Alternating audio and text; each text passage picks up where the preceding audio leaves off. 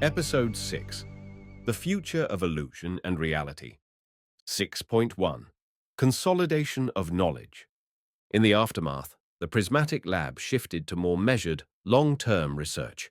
They published papers detailing the overlap phenomenon, best practices for stable illusions, and new interpretations of Yoga Vasistha's advanced metaphysics.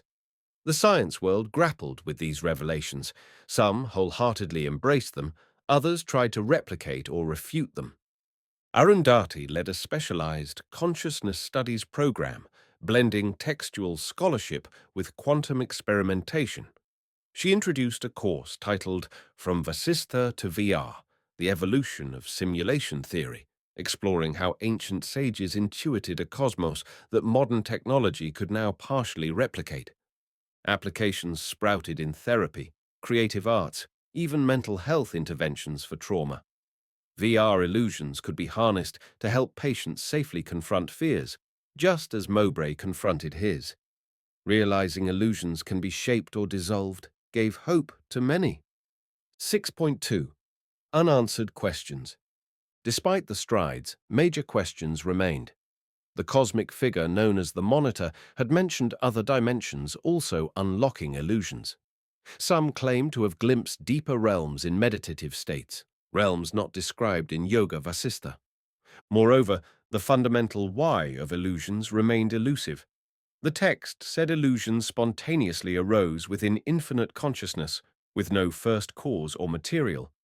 But was there a cosmic impetus? Tadeo mused one day. If we can see illusions forming from fear, desire, or latent impressions, what about illusions that form from pure creativity or love?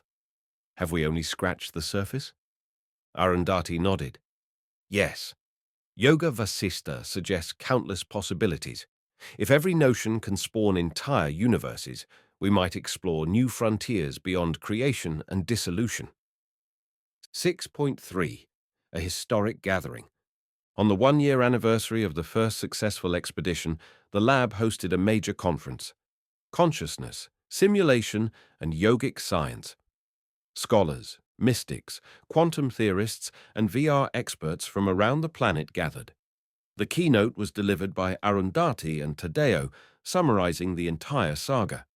Discovery of the rock universe, witnessing cataclysmic dissolution, observing the recreation, sealing the overlaps. They concluded with a reflection.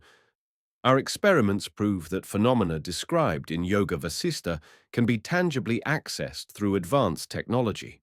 This challenges the boundary between myth and science, showing us that consciousness shapes realities in ways previously unimaginable. The audience gave a standing ovation. Some were in tears, others beaming with anticipation. The entire field of anthropology was redefined, no longer confined to earth or material realms, but extended to consciousness-formed worlds. 6.4. The Quiet Aftermath.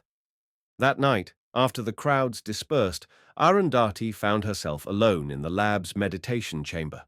She lit an incense stick, sat cross-legged on a simple mat, and let her eyes drift shut. Memories flooded in. The radiant woman, the silent creator, the cosmic meltdown, the recreation, Suraya's final goodbye. She inhaled a calming breath, feeling a gentle swirl of gratitude. I am living what the rishis taught. In that stillness, a subtle voice inside her mind whispered lines from the text. When the truth is known, illusions cease to be illusions. One is free, whether illusions appear or disappear. She smiled. Knowledge was not about erasing illusions, but seeing them clearly. So be it. 6.5. Mowbray's Revelation. Mowbray, likewise changed by these experiences, had reconnected with a sense of spirituality he never knew. He left behind his security detail role, devoting himself to studying Eastern contemplative traditions. He found that by daily meditation on illusions, his old anxieties were replaced by a calm acceptance. He wrote a short memoir, I Was a Soldier of Illusions, How the Rock Universe Changed Me. In it, he recounted how confronting his own fear-generated demon helped him realize that illusions can enslave or liberate, depending on one's mindset. 6.6. Future expeditions. With the immediate crisis resolved and illusions sealed, the lab turned its gaze to the next frontier. The Yoga Vasistha contained references to universes without light, universes with only two elements, or times where time does not exist. If the rock universe was just one among many, perhaps more wonders awaited. Tadeo drafted a proposal for a new system, Deep Diver VR, capable of scanning for different subbubbles of illusions.